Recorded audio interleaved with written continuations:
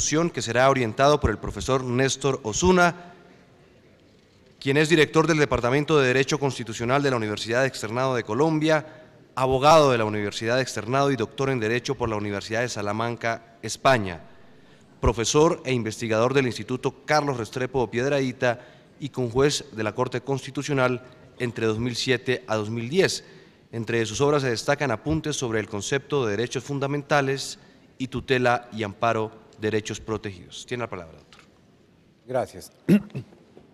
Bien, lo primero que quisiera manifestarles es pues el agradecimiento personal y el de mis contertulios por su paciencia, por su resistencia. Son ya más de las 6:20 de la tarde, tanto a ustedes como a quienes nos ven en las distintas pantallas en los lugares que están habilitados para el efecto. Lo segundo, para tranquilidad de mis contertulios, especialmente el profesor Rousseau, no voy a hacer ningún cuadrito, no voy a clasificar las exposiciones en nada, aunque le reste, digamos, algo de ingeniosidad a la intervención. Intentaré ser muy breve para plantear algunos asuntos y volverles a dar la palabra a los ilustres ponentes de esta tarde. Se me pide que haga una pequeña, digamos, puesta en escena de aquello que tuvieron en común las distintas intervenciones. Yo en ese esfuerzo resaltaría en la exposición del profesor Sayer que podríamos, para, digamos, traerla explícitamente a aquello que tiene sobre colisiones, tensiones entre la Corte que aplica la Constitución y demás funciones del Estado, aquello que él menciona entre las, digamos, las dificultades que puede encontrar una Corte cuando se hace una idea sobre lo que es el significado de la Constitución, lo que mejor puede hacer una Constitución para un determinado país y la forma de hacerlo efectivo. Si la forma de hacer efectiva esa idea de lo que una Constitución significa para un país le corresponde realmente al Poder Judicial y sobre todo, ¿por qué medidas? Con medidas de tipo inmediato, el profesor hacía alusión a algunos casos, ¿no?, de conceder el medicamento que está necesitando un paciente, o más bien indicarle al Estado abrir un espacio de diálogo con otras autoridades estatales para intentar reformular la política pública en materia de salud y así, con otros casos que él no podría, que él nos presentaba. Entonces, claro, uno pensaría si al juez constitucional, si a la Corte que aplica la Constitución, le corresponde hacerse una idea de qué es lo que la Constitución quiere para el mejor desarrollo del país y además una idea de cómo hacerlo efectivo, pues por supuesto va a estar en un punto de permanente tensión con otros órganos que también tienen una idea muchas veces no coincidente de cómo realizar esa felicidad, digamos, que está dibujada en la Constitución. Me llamó mucho la atención y lo pondré después en contexto con las demás ponencias de esta tarde, su idea sobre, digamos, el esfuerzo argumentativo y lo que él llamaba, o el traductor llamaba, la igualdad deliberativa que está detrás de los derechos sociales, en el sentido de que cualquier persona puede acudir ante la Corte ante una Corte y mediante una argumentación, sea esta persona simpática, odiosa, sea su caso, digamos, muy popular porque tenga muchos votos, o muy odioso, o qué sé yo, son argumentos persuasivos lo que hará que finalmente su caso sea protegido por la Corte o no sea protegido. Resalto también su preocupación pues por la sostenibilidad de algunas medidas de protección de derechos sociales, cosa de la que ya se ha hablado en estas jornadas, tanto esta mañana como el día de ayer principalmente. Respecto de la conclusión a que él llega sobre esta posibilidad, digamos, de unos arreglos colaborativos, de una colaboración armónica, es la expresión que utiliza la Constitución colombiana, entre las distintas ramas del poder para llevar a cabo esa idea de la mejor posibilidad de desarrollar una Constitución en un país. Me llamó la atención de la estupenda conferencia del profesor Rousseau, algo, digamos, en lo que somos coincidentes, supongo que la mayoría de los que estamos aquí, pero al menos mis contertulios hoy fueron coincidentes, y es que las colisiones o las tensiones entre las Cortes Constitucionales y el resto de los órganos estatales son inevitables. No hay ninguna forma de evitar que haya tensiones con el legislador, tensiones con el ejecutivo y tensiones también con los demás órganos judiciales. Son inevitables, decía el profesor Rousseau, porque en frente al legislativo y al ejecutivo, porque en el régimen de elaboración y de promulgación de las leyes, pues la entrada en operación de una Corte Constitucional, por supuesto que altera esos diseños constitucionales tradicionales en el cual el monopolio en la elaboración de la ley le correspondía al legislativo o en concurrencia con el ejecutivo. Especialmente me llamó la atención aquella afirmación que él hacía de cómo se modificó el artículo 6º de la archifamosa Declaración Francesa de Derechos del Hombre y del Ciudadano de 1789, ¿no? La ley es la expresión de la voluntad general, sí, pero desde 1989 solo es voluntad general la que quepa dentro de la Constitución, y la voluntad general que cabe dentro de la Constitución es aquella que así es definida o así es determinada por el Consejo Constitucional. Pero también la idea, que me parece mucho más interesante, de que los conflictos o las colisiones entre Consejo Constitucional o Corte Constitucional y los demás órganos del Estado son positivos, son constructivos, porque nos llevan a una democracia mejor, a una democracia en la que hay una argumentación más abierta, en la que hay más razones a favor y en contra, digamos, de las medidas que se toman, pero sobre todo en esta idea que él utilizó la palabra en francés, la mesure, que introduce el Consejo Constitucional. En la traducción se dijo la medida, tal vez se podría decir la mesura, la moderación, que implica esa intervención de los jueces constitucionales con sus argumentaciones, con sus extensas sentencias, y no simplemente con el voto. El régimen parlamentario estamos acostumbrados pues al régimen de mayorías, sin necesidad de sustentar por qué un partido, por qué un bloque parlamentario vota en un sentido u en otro. En la argumentación judicial, que a veces entra en colisión con otros órganos del Estado, pues es muy importante la argumentación detallada, con filigrana, con mucho cuidado, y eso hace que, por evitar el riesgo de inconstitucionalidad, que es un riesgo, digamos, mucho más complejo, pero también mucho menos desinstitucionalizador que el riesgo de disolución del Parlamento o el riesgo de bloqueo, pues todos nos esforzamos entonces en argumentar mejor, y eso sin duda enriquece la democracia. Bien, el magistrado presidente Debré también, al hacernos ese, digamos, muy lúcido y muy ilustrativo repertorio de cómo se ha llegado a las funciones que actualmente tiene el Consejo Constitucional francés, a partir de esas coordenadas iniciales francesas en las que había, digamos, cierta distancia frente a la idea de control judicial de constitucionalidad de las leyes, hasta la situación actual en la que nos explicó tanto el control previo de constitucionalidad como las ocasiones de control posterior, cómo han hecho también que el Poder Judicial pues intervenga, él dijo específicamente, se haya adquirido un lugar entre las instituciones de la República y por lo tanto intervenga en el control de las leyes, en el control de la política. Me pareció muy interesante, y después también intentaré ponerlo en contexto cuando ya intente ponerlos a dialogar, esta idea de que el Consejo Constitucional le corresponde llevar, digamos, al término de la salud democrática, esto de la política espectáculo que se ha tomado a las instituciones parlamentarias, a las instituciones de gobierno, ¿no? Frente a la urgencia con la que reacciona un gobierno, un partido político mayoritario por un hecho cotidiano, por un crimen, por un suceso cualquiera en el que se aprueba entonces rápidamente una ley, le corresponde a las Cortes Constitucionales pues volver a la mesura, a la moderación, determinar si realmente ese impulso emotivo que llevó a una ley se aviene con la Constitución, se aviene con una idea de medidas sostenibles, no solo son derechos sociales los sostenibles, también cualquier medida legislativa, y cómo eso pues hace que la Corte Constitucional o las Cortes Constitucionales sean un genuino y novedoso contrapoder frente a ese binomio gobierno-mayoría parlamentaria que a veces actúa como espectáculo político, como una legislación más mediática que legislación como expresión de la voluntad general. el profesor, el magistrado Mauricio González nos presentó un panorama muy completo sobre las distintas modalidades técnicas como algunos tipos de sentencias pueden entrar en colisión tanto con el Ejecutivo, con el Legislativo y con los demás órganos judiciales.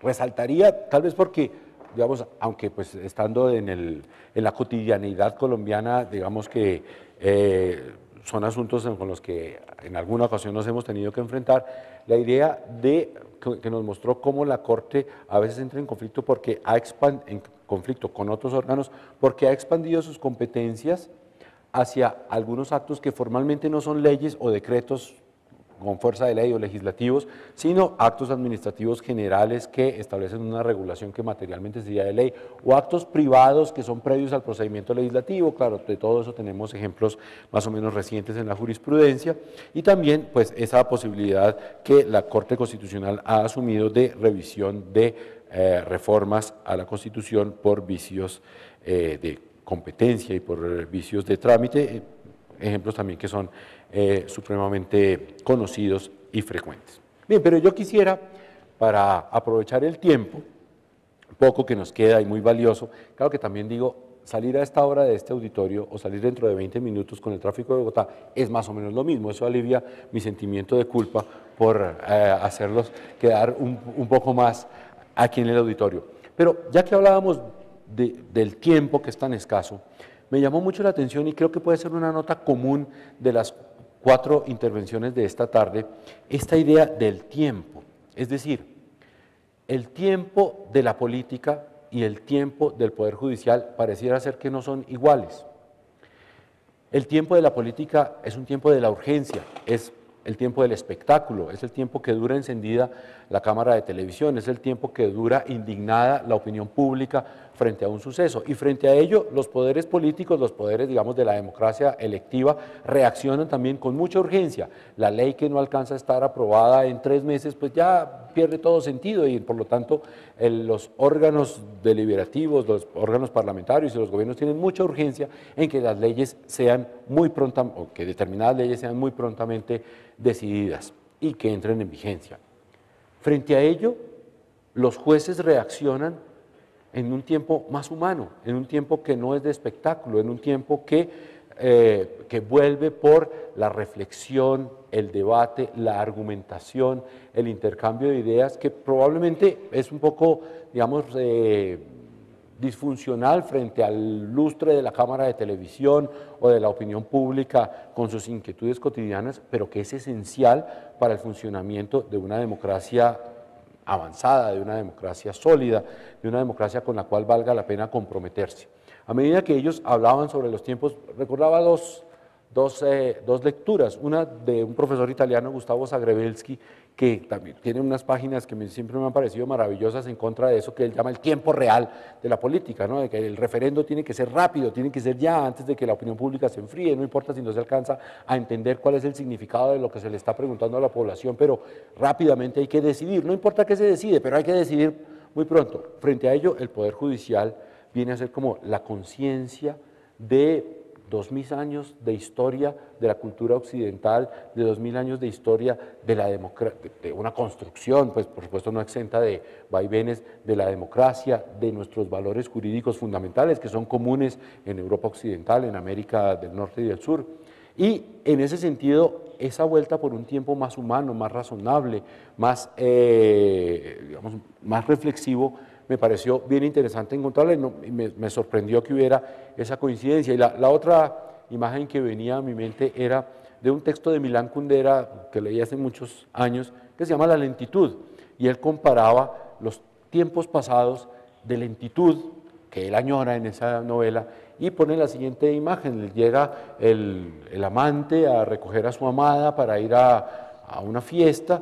Entonces se ha preparado durante un buen tiempo, durante el día, para llegar a ese encuentro. A su vez la amada también pues ha seleccionado cuidadosamente el vestido con el que quiere ir, le han ayudado a ponerse pues todas las faldas, antefaldas, prefaldas, todas esas cosas que se ponían antes. Finalmente él toma su coche de caballos, lentamente se dirige hasta la casa de su amada. Ella, cuando le avisan que ya llegó, pues lentamente sale de la casa, desciende las escaleras, suavemente él se baja del coche de caballos, la saluda, hacen una escena como si se estuvieran sorprendiendo del encuentro fortuito, después lentamente suben a su coche de caballos y se van al salón de fiestas a la velocidad de unos caballos.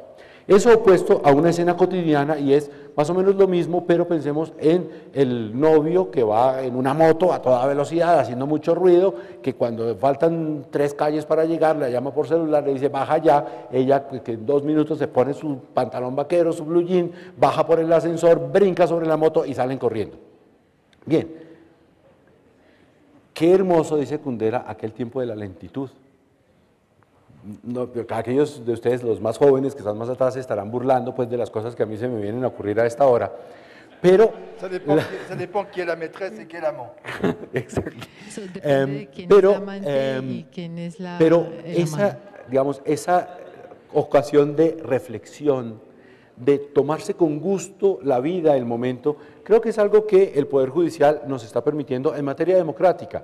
En materia democrática no es solo el afán de la decisión rápida por una mayoría suficiente, sea por 1 o por 90% de los votos con holgura, sino también la posibilidad de reflexionar, de volver atrás, de pensar en razones mayores o menores. Por eso, digamos, frente a esta idea que, digamos, esta pequeña disparidad de criterios sobre los salvamentos de votos o los votos disidentes que se expresó entre el profesor Debré y el profesor Rousseau, pues el voto disidente, tal vez porque forma parte también de la tradición colombiana que haya votos disidentes, pues aunque alarga las discusiones en la Corte y a veces alarga la publicación. Pardon, ce n'est pas le vote dissident. No es el voto disidente, puesto que en una deliberación hay personas que votan a favor y personas que votan en contra. El debate que tenemos es sobre lo que llamamos la expresión pública de quienes no están unidos a la mayoría. No es que haya, por supuesto que en un órgano deliberativo hay diversos criterios, pero digamos la publicación de esos votos minoritarios disidentes que el profesor bien mencionado pueden restarle en algunas ocasiones fuerza, legitimidad a la decisión, pues pienso yo que en la tradición jurídica colombiana al menos probablemente esos votos disidentes contribuyen por ese diálogo, por esa mayor, digamos, exposición argumentativa, incluso a un progreso, a un mayor enriquecimiento de la democracia. Entonces, me atrevería, yo sé que una buena opción frente a lo que les voy a proponer es guardar silencio y decir no me quite más tiempo, pero les propondría si quisieran reflexionar sobre esta idea de los tiempos de la democracia, el tiempo de la democracia espectáculo, el tiempo de la democracia electoral, el tiempo de las mayorías parlamentarias y los tiempos judiciales. No quiero con esto que se me acuse de que esté justificando la morosidad judicial, pero sí, digamos, la idea de que en la vida democrática y en la vida del derecho también requerimos de esa pausa, de esa reflexión, de ese esfuerzo argumentativo, a veces exhaustivo, y que eso, aunque aparezca como conflicto, como colisión con otros órganos constitucionales, realmente enriquece, creo yo, la democracia y enriquece el derecho. No sé si eso les suscite algún comentario o si prefieran que les ponga otro tema o que demos esto por terminado. No, mais il y a une question qui hay un tema que es muy importante y al cual nos enfrentamos en todas nuestras democracias, que es que el parlamentario, el que hace la ley, está en una situación de cuestionamiento permanente y debe probar que siempre tiene la legitimidad del pueblo. Entonces, está en una carrera permanente de populismo para dirigirse hacia lo que el pueblo quiere. Veamos un ejemplo. El problema de la inmigración ilegal es un problema difícil en Francia. Desde hace 4 o 5 años hemos tenido 4 leyes. Estas 4 leyes, se promulga la ley siguiente antes de que el decreto reglamentario de la ley anterior haya sido publicado, porque ya sea de izquierda o derecho, quiere quedarse en la legitimidad, quiere impedir que este cuestionamiento conduzca a la ilegitimidad del Congreso. El Poder Judicial está en otra situación porque no está sometido a la sanción del pueblo, porque no está sometido al cuestionamiento, sí, pero no a la concretización de este cuestionamiento, que es la no reelección. Entonces, el tiempo político y el tiempo judicial son tiempos diferentes. Por otro lado, lo vemos en nuestras asambleas hoy. La cultura política, en otros tiempos, la cultura política y la cultura jurídica iban a la par. Los parlamentarios tenían una cultura jurídica importante, pero hoy, ¿qué estamos viendo en este fenómeno del Estado espectáculo? Es que nuestros representantes políticos ya no tienen cultura política. De ahí la importancia para que una Corte Suprema, cualquiera que sea, recuerde a quienes tienen una cultura política que también existe una cultura jurídica. Y ese es todo el enfrentamiento que tenemos con el poder político. No es por una u otra medida, es esta confrontación entre la cultura jurídica y la cultura política, entre la búsqueda permanente de la legitimidad y nuestra situación, la nuestra, que es la que buscamos legalidad.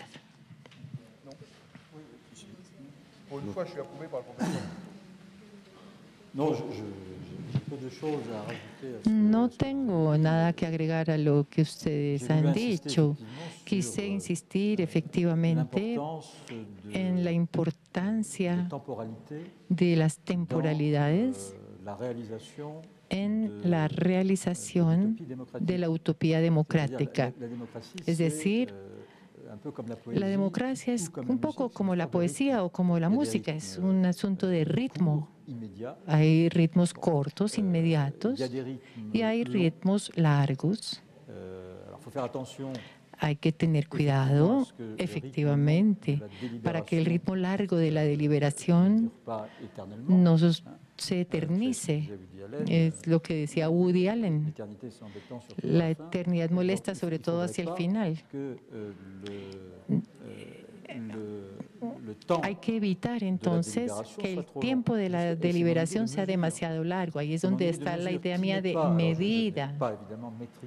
Es una idea que, o sea, no he sabido cómo se tradujo, pero no estoy diciendo nada contra las intérpretes, pero medida para mí no quiere decir moderar. Medida es la articulación entre las diferentes temporalidades de la democracia. Y la justicia constitucional me parece ser precisamente el punto de equilibrio entre el exceso, que sería una decisión inmediata, regida por la emoción, por los hechos de actualidad, etcétera, y el exceso inverso, que sería el de las sociedades de sabios que pasan noches, días y años deliberando sin decidir nunca. El juez constitucional es aquel que se toma el tiempo de la deliberación, es aquel que institucionaliza lo que se podría llamar la razón que reflexiona en comparación con la razón instrumental. Hay un problema, aquí tengo la ley. El juez constitucional sería aquel que hace prevalecer la razón que reflexiona sobre la razón instrumental. Se asegura de que el instrumento que se propone corresponda a la cultura del país o de la entidad en donde uno se inscribe. Esto es lo que quise decir con esta idea de medida y de articulación de las temporalidades. Y es lo que quiero decir también respecto a las opiniones disidentes. Para mí, la racionalidad de una decisión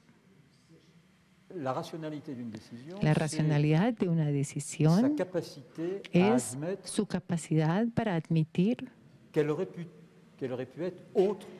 hubiera podido ser algo diferente de lo que es.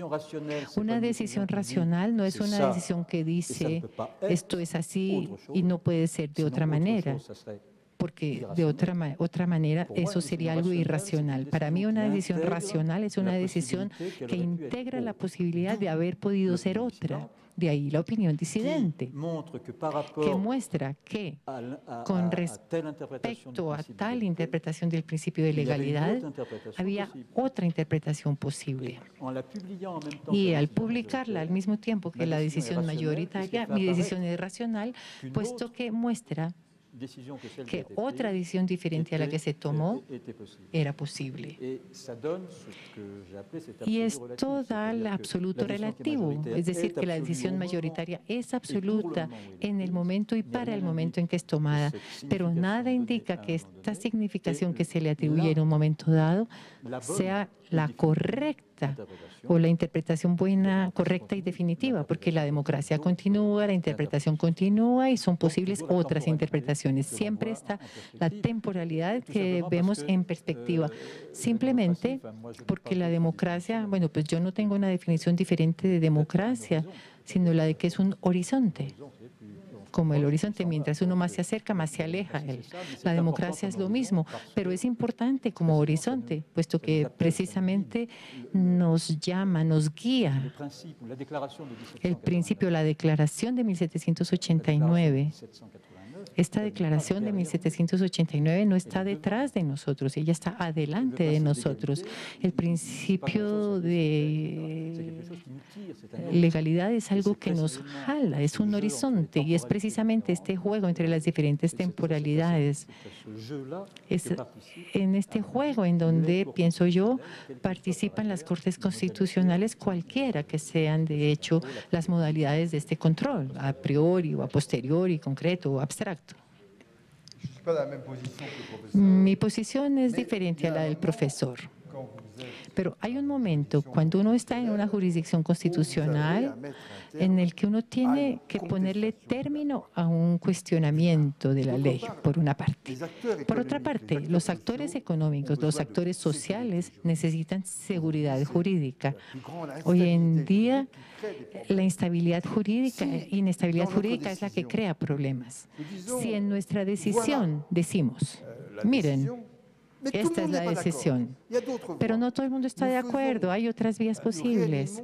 Si hacemos eso, estamos reavivando siempre un debate de cuestionamiento permanente de la ley y eso es lo que me molesta. Ese es el primer argumento. Segundo argumento, cuando uno está presidiendo una deliberación para que cada cual se exprese libremente, para que cada cual juzgue de acuerdo con su conciencia, no debe estar siendo mirado, debe estar solo consigo mismo. Si uno permite opiniones disidentes, habrá inevitablemente interpretaciones del voto de los demás miembros.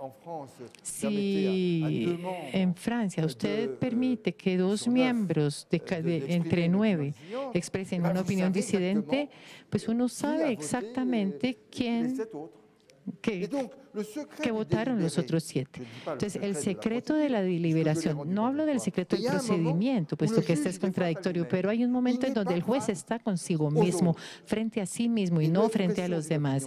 Y la expresión de una opinión disidente, que en Francia exige, esto está consignado en las actas. Somos la única jurisdicción en donde un secretario anota lo que dicen unos y otros. Se publica 25 años más tarde. Pero lo que yo no quiero es que la expresión de una opinión disidente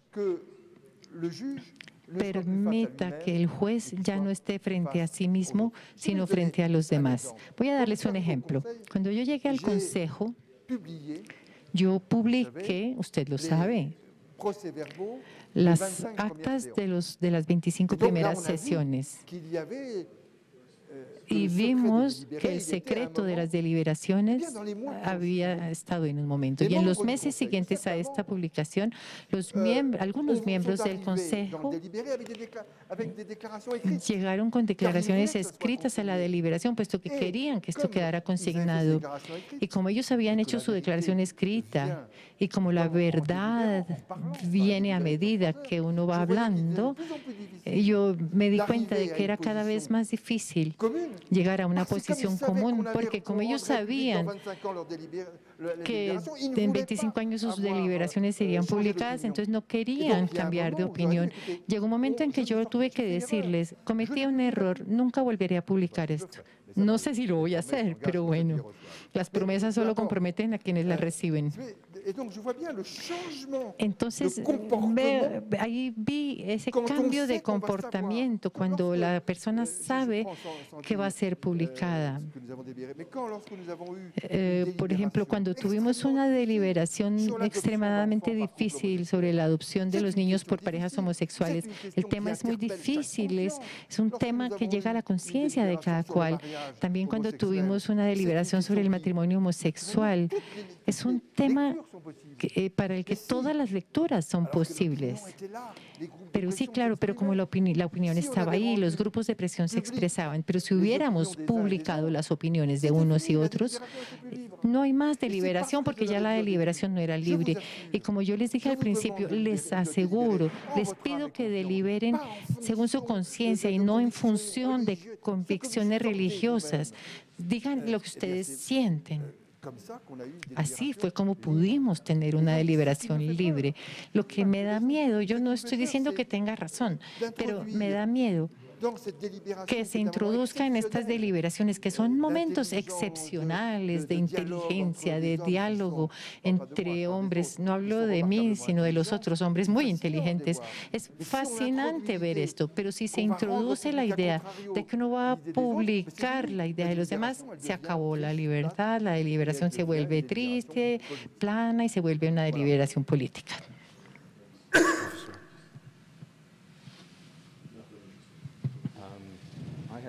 To say about time. One, I want to cheat a little on the question. Yo quiero hacer un poco de trampa en cuanto a la pregunta. Yo quiero hablar sobre el cambio de temporalidad en Francia de la toma de decisiones exclusivamente a priori a la inclusión de a posteriori, porque esto podría parecer algo técnico y podría parecer que cambia o negocia demasiado intensamente sobre la idea previa francesa que el control constitucional simplemente era parte del proceso legislativo. Pero yo creo que la inclusión de a posteriori cambia el juego muy profundamente, que es una cuestión de temporalidad.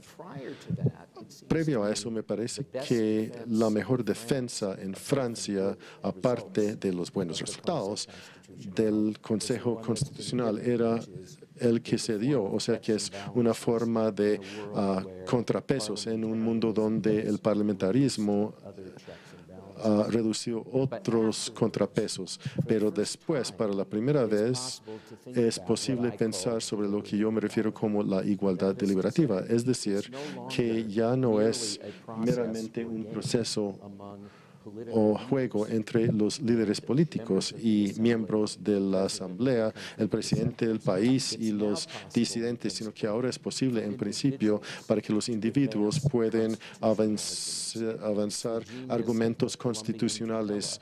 Es el genio de la tutela colombiana o del sistema judicial norteamericano. Ahora se ha abierto la puerta en Francia mediante los a posteriores. Entonces yo quiero observar un cambio muy profundo en esta maniobra que aparentemente es técnica. Y en segundo lugar, yo quiero cuestionar la idea de la importancia del tiempo como usted lo ha afirmado, porque me parece que hay por lo menos dos cosas distintas que ocurren y uno me parece más convincente a mí que la otra. Una posibilidad es lo que usted ha dicho, que las cosas andan más lentamente, es más romántico y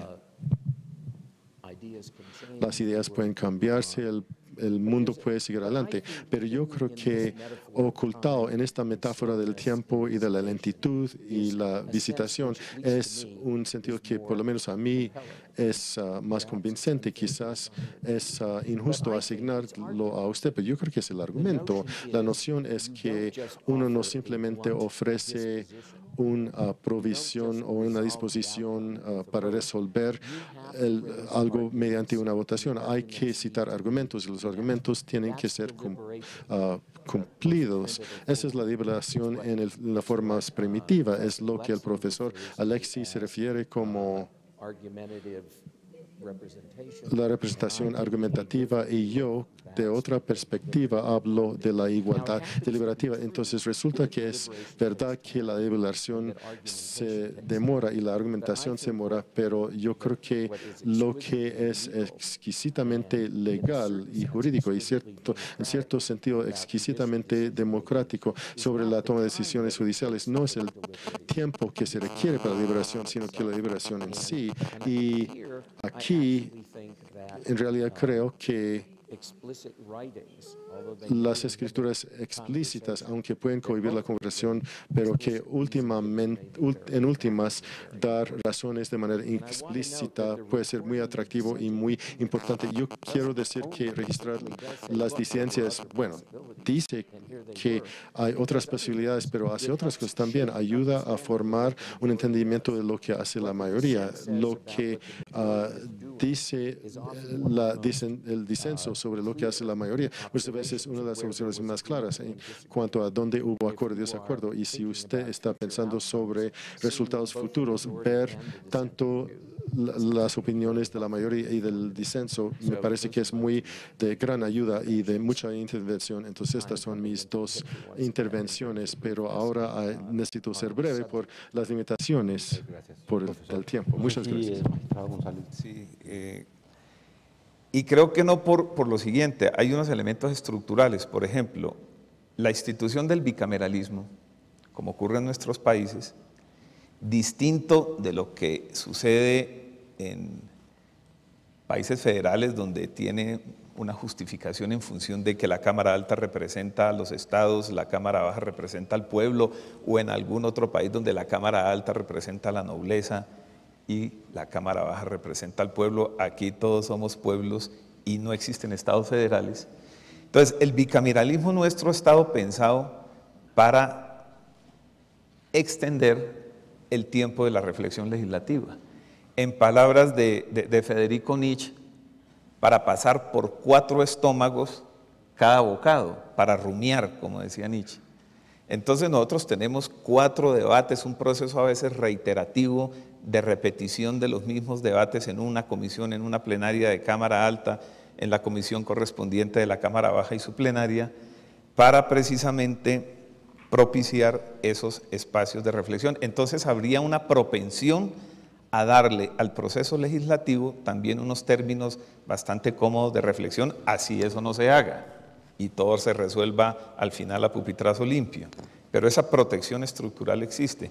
Del mismo modo, frente al Poder Judicial y a la experiencia de juez constitucional, vemos cómo la tutela tiene la acción del proceso de tutela, es decir, la activación de la jurisdicción constitucional en defensa y protección de los derechos fundamentales tiene por constitución un imperativo de inmediatez, es la protección inmediata del derecho fundamental, y eso nos obliga a los jueces constitucionales a actuar rápidamente, a activar esa jurisdicción de manera que la protección no le llegue tarde al ciudadano.